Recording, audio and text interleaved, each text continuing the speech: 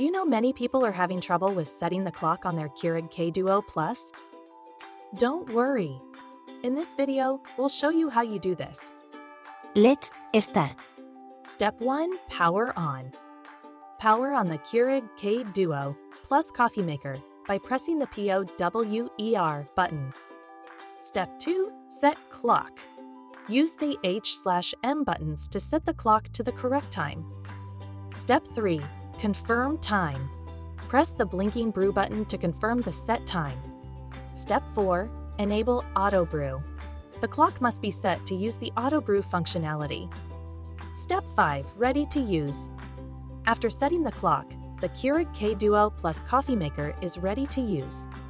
Step 6. Use Auto Off. Remember, the brewer will go into Auto Off mode after 5 minutes.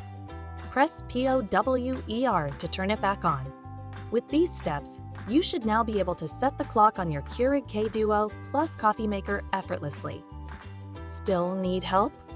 Visit our website for the complete manual. There you will also find questions and answers from other Keurig users. Did you find this video helpful? By subscribing, you help us continue to answer users' questions. So, subscribe to our channel. Thanks for watching, and see you in the next video.